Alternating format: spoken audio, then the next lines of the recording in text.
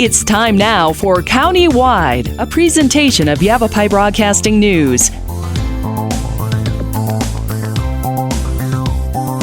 You'll hear about the interesting issues and happenings that affect all our lives. Here's today's County-Wide. Well, a good day and welcome to the program. It is County-Wide. I'm Brad Miller, and we're very happy to welcome into studio today Malena Peraza is the walk manager, Northern Arizona, the Alzheimer's Association Desert Southwest chapter. And Malena's in charge in Northern Arizona. There's a couple of big events on our calendar coming up this fall. In September in Prescott, the 28th of September, a walk to benefit Alzheimer's. And in the Verde Valley, that same walk comes up on October 19th. Malena, we welcome you into our studios. Thank you for having me, Brad. Thanks for making the time in your busy schedule. Likewise, we would like to welcome back a guest who talked with us about a year ago about this similar walk and some of these outreach programs and fundraising efforts, and that is Dr. Corey Kruger.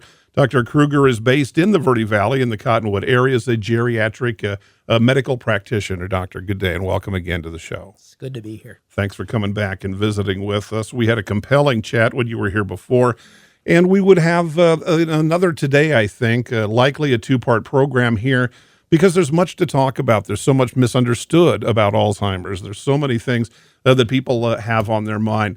Malena, we kind of chatted a moment ago before we opened the microphones that of the chronic ailments and some of the quote-unquote big diseases, it seems like a lot of people, most people have some understanding of Alzheimer's these days. And it seems to me that efforts like you and your association are to thank for that. We've got Alzheimer's at the forefront of a lot of people's minds, especially among our aging population, a lot of retired folks in our area. So we thank you for that work. But the work continues, and that's what these walks will be about. Is that right? Absolutely. The work continues. So we've seen a lot of progress, but we continue to push for the fight to raise funds, bring awareness, bring support to the families, individuals, and communities that need it. And that's the big reason is we do the walk here in Northern Arizona, the ones that you just mentioned earlier in the Quad Cities of Arizona and also here in Cottonwood. But these walks take place all over the country. There are over 600 walks doing the same vital work and awareness to bring funds to one day ultimately find a cure. Yeah, that's the goal. That's where we're headed. It seems like every few years there's some exciting news on that front. In fact, I think Dr. Kruger will share with us a little bit of that. I want to talk in this program somewhat about diagnosis. A lot of people are concerned about that, obviously. A lot of us, everybody gets a little bit forgetful here or there. Where did I leave my keys or my sunglasses? Those kinds of things. When does that start to become something that is more kind of serious? And Dr. Kruger, you're right at the front of that. I would guess that non-diagnosed patients, that's a big question, is how do we do that? How do we get an accurate diagnosis of someone with Alzheimer's or anyone with that under that dementia umbrella? That's a great question, and there's really more than one way to do that. I mean, the easy way, I suppose, is a clinical diagnosis. How is a person acting? You know, you mentioned car keys. Forgetting where you put your car keys in your room is one thing, and that's really something that I would call normal aging. Sure. Not knowing what the key is for suggests you have a problem that's a little bit more than, I would say, the benign forgetfulness of aging. Okay. So what I like to do, talk to the patient. There's some nice clinical, easy screening tests that we do in the office that take about 5 or 10 minutes. That's useful. We like to hear what family members have to say. People don't often like to admit they're developing a problem. And a person can come into my office and have a very, very reasonable conversation about almost anything until you ask something factual. Like, so Bill, what'd you have for breakfast? It's like, I don't know, that kind of thing. Right. And so you really have to look for it. And family members often tip you off, and patients themselves are often in denial. That's a challenge when someone has Alzheimer's disease, as we could imagine. So there's clinical, and there's other ways as well. Just about a week ago, there was a study that was published. In the brains of people with Alzheimer's disease, there are two abnormal proteins that are accumulated. One's called beta amyloid, the other is called tau. One can now get, I don't know if it's paid for by insurance yet, that hopefully will come later, one can actually get a blood test and measure some of the metabolites of these abnormal proteins in blood, and this test is apparently equivalent to or better than making a clinical diagnosis. So that's, I think, going to be extremely useful. Do we have an accuracy measure on this yet? It's very new, so better than 90%. Is that right? And of course, remember though, to positively diagnose Alzheimer's disease involves taking a small piece of brain, looking at it under the microscope, staining it for beta amyloid and tau. We tend not to do that in office practice, sure, as you can imagine. Biopsy. Yes, absolutely. Okay. So we're not going to brain biopsy anybody in the office anytime soon for obvious reasons. And there's something called a beta amyloid PET scan. You could actually, and it's sometimes paid for by Medicare, not always, you could actually get a brain scan that will tell the physician and their families how much of that abnormal beta amyloid there actually is in somebody's brain. So we're pretty good. We're pretty good at diagnosing Alzheimer's disease. So it seems like methods. It seems like, if we can call it the traditional current method, the clinical method, the other approaches you said, those are still going to be a component of most diagnoses. Absolutely. And depending on those findings, we might proceed then to a biopsy or a blood test or this other thing you've described. Absolutely. So there's still going to be okay. Yeah, one of the challenges, and I guess one of the areas of hope in Alzheimer's diagnosis and treatment is very often one starts to accumulate beta amyloid and tau before they have clinical symptoms. So if one had a strong family history of Alzheimer's disease, using myself as an example, one could get a blood test. Even when they cognitively seem perfectly fine, they could be at risk. They could be at risk of having Alzheimer's disease based on their blood test, which is quite accurate. Okay. And that may be a window for earlier treatment, possibly more success than waiting until they're clinically having symptoms. And you said this blood test is very new. Very new. We're talking weeks. Now, Malena, that's got to put a smile on your face. It does. And the association is wonderful because there are researchers and scientists, not just in this country, but all over the world in different continents, continuing to do research. And they share that information with the staff throughout the country as to the latest findings, the latest research, the latest studies. So it keeps us in the loop as to what's going on the clinical side of it. My role, obviously, I'm not a clinician, but it's important that we all understand where we are with the studies and basically where the funds are going and how it's continuing to help our communities and individuals. So it does. It puts your listeners can't see me smile, but I am smiling. No, you can hear a smile, and you'll hear it right there. Malena Peraza with Alzheimer's. I mean, that's extraordinary. Really, something. I'll use the word breakthrough. I don't know if doctor would share that, but something new, something exciting. One more important tool in the toolbox or the medical bag, if you will, to help families and those struggling with Alzheimer's. And it's a direct result of research that is, at least in part, funded by the good folks who get out and do that walk, do that run, do these fundraisers, like the Alzheimer's Association of Arizona. We need to take a short break. There's plenty more to talk about. Again, our guest, Malena Peraza, walk manager, Northern Arizona. The big event's coming up in Prescott, September 28th. Verde Valley on October 19th. Before we wrap, we'll tell you how you can register and get more specific information on that. Dr. Corey Kruger is here. Geriatric medicine is his specialty. We'll talk more with our guests on Countywide right after this. Life changes, then it changes again. Predicting the unexpected in life is impossible. That's why it's called unexpected. So when it comes to financial goals, our philosophy is don't predict, prepare.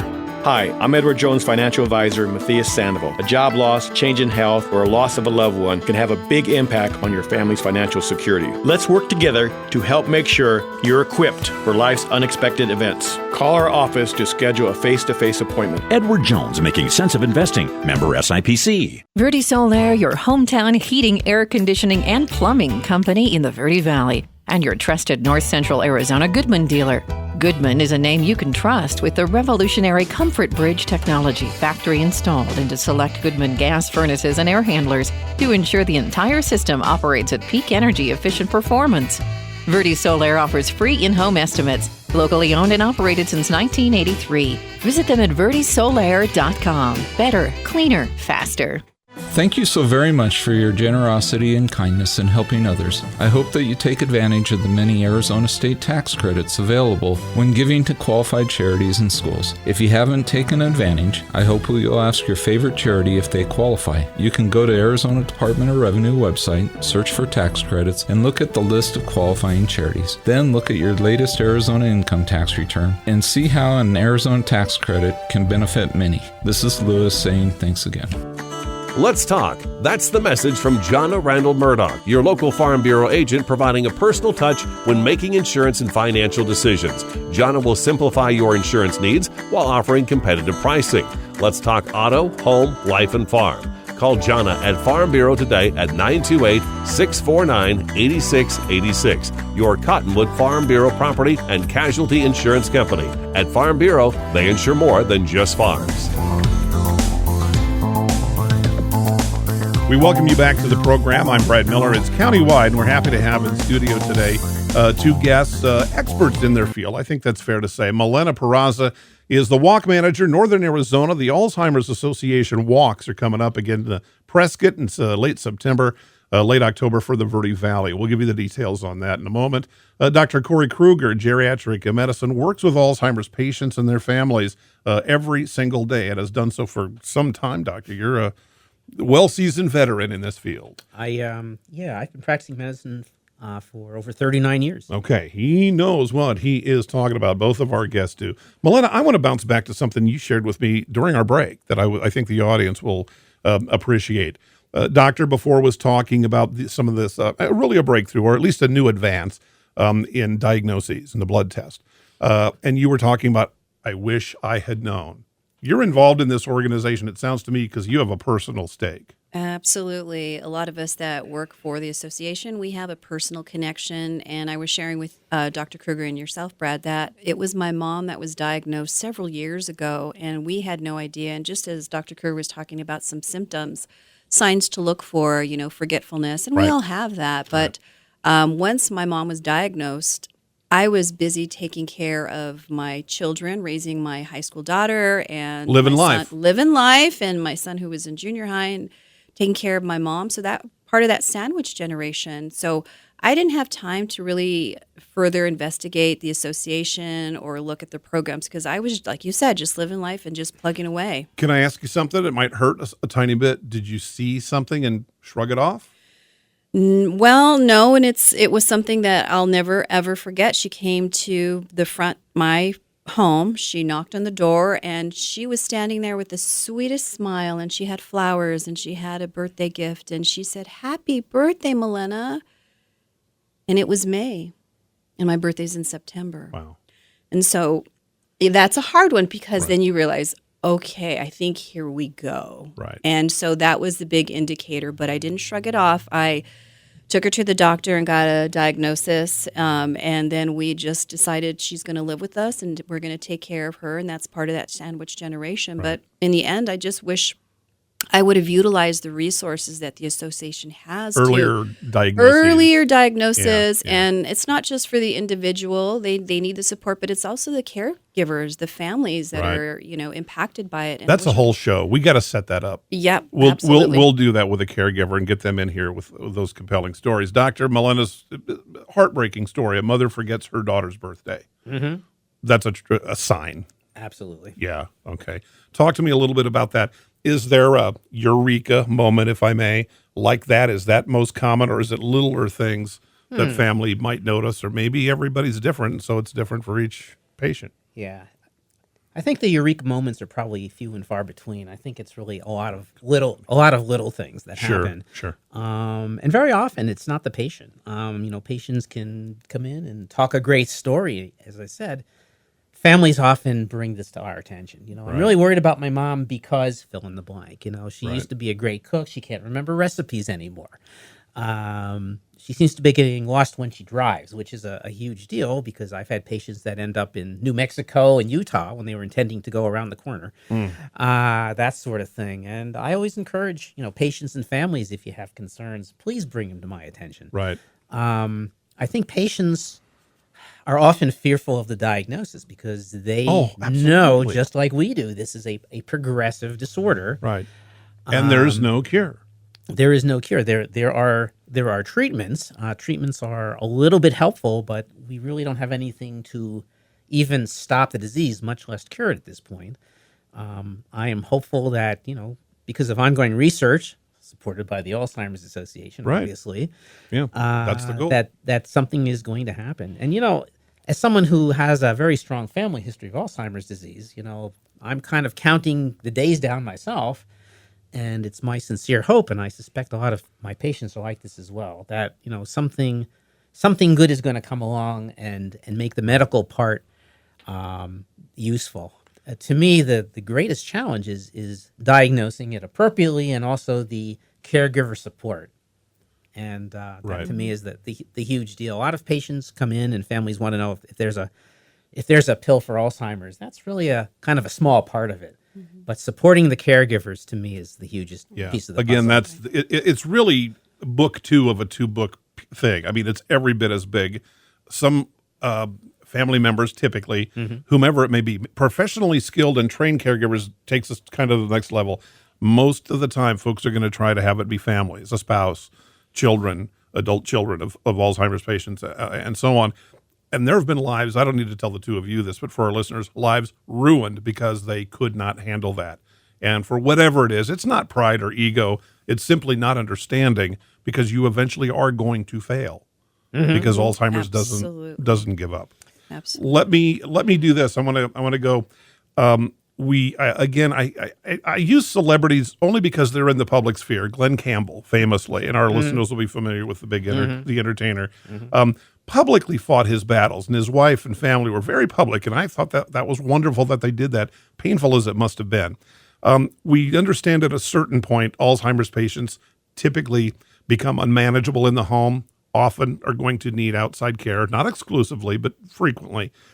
Earlier on, because that's kind of what we're doing in this show, how quickly does the disease advance, or is, again, every patient different and every story going to be unique? It's an excellent question. So averages are somewhat useful. In America, the average amount of time from diagnosis to the passing of the patient is 7 years. So that is just a very, very rough gauge. It could be more than that. It could be, there's been people that have lived with Alzheimer's for 20. There are people that have succumbed to the disease in just 2 or 3 years sometimes. So it's a rough and ready guide, and I always tell families, just take it as a guide. Right. Just take it for whatever it's worth. Realize that it is a progressive disease, and the needs of your family member are going to increase over time. So the earlier you could diagnose, the better. So you can start thinking of how you're going to support not just them but yourself as this disease progresses. And on that 7-year scale, there's going to be some heartbreaking milestones. Cannot safely operate the stove. Cannot safely drive. Absolutely. Cannot live in the home, or alone anymore. And so then, and those also on any kind of average, or again, sometimes it'll be. Sometimes some caregivers will say time's up. Other caregivers may go a little longer or not as long. We can. So that may be a bigger factor. Yeah. We certainly like to give families a rough and ready guide.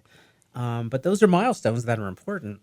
I mean, clearly, if you have a patient who is not safe to cook, they shouldn't be cooking. Right. If you have, men especially, driving is its status and power and independence. And I've never had a male patient say, "Oh, thank you for telling me I can't drive anymore, Dr. Kruger. You're the best ever." Yeah. That's not going to happen. I hear myself, and I think I'm trying to look at a chart and say, "Well, check off these on this date. Dad can't cook anymore," and on this, and it's never going to work like that.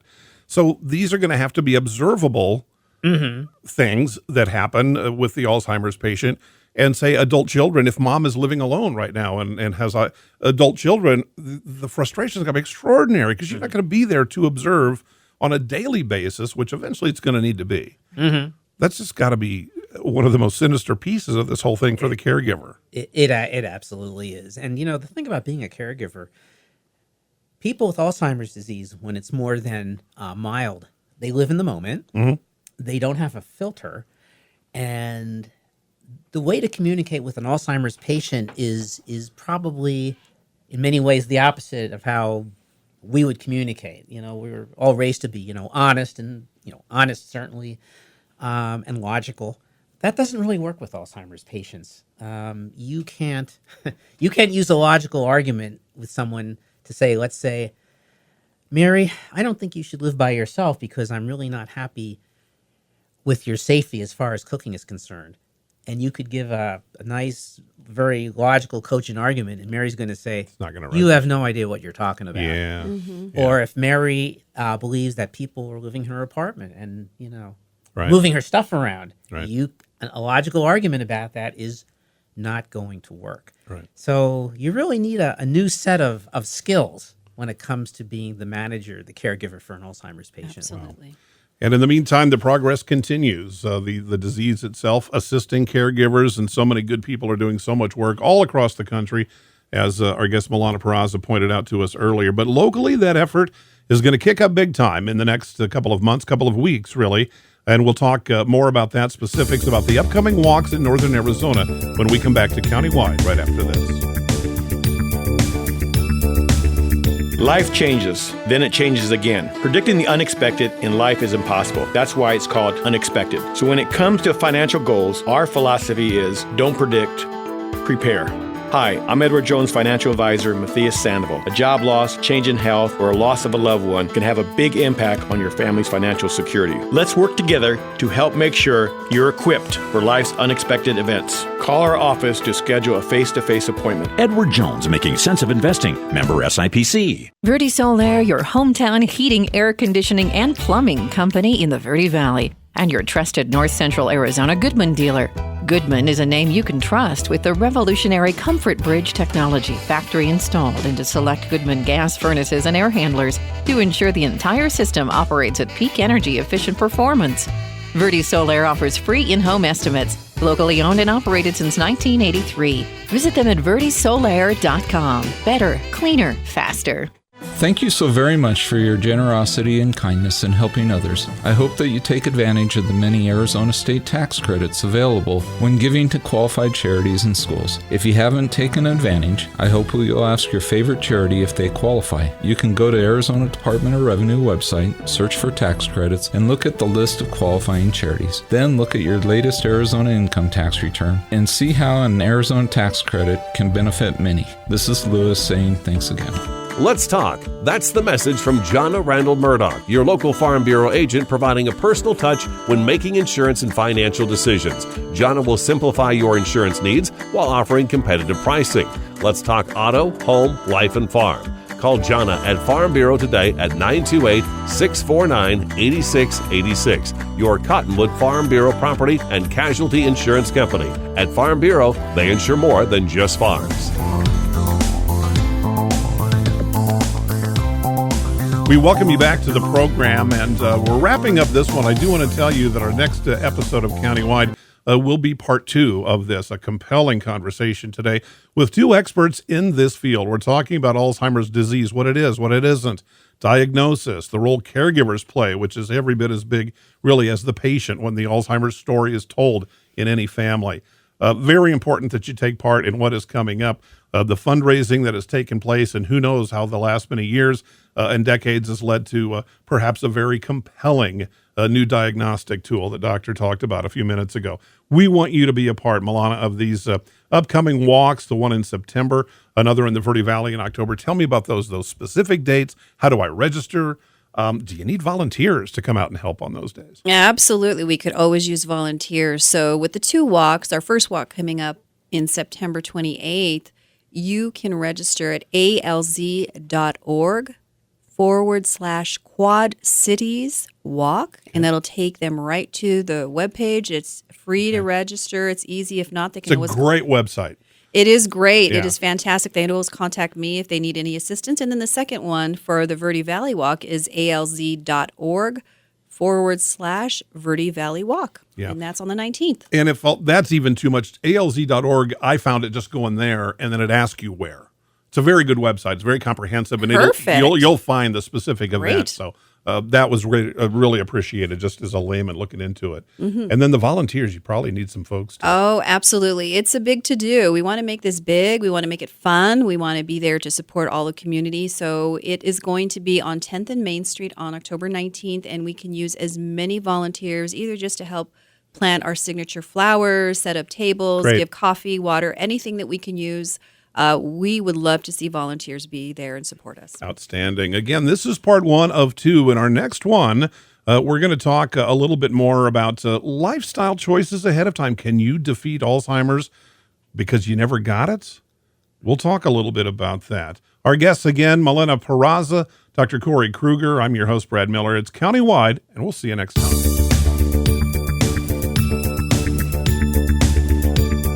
This has been Countywide. Listen in each Tuesday and Thursday at this time.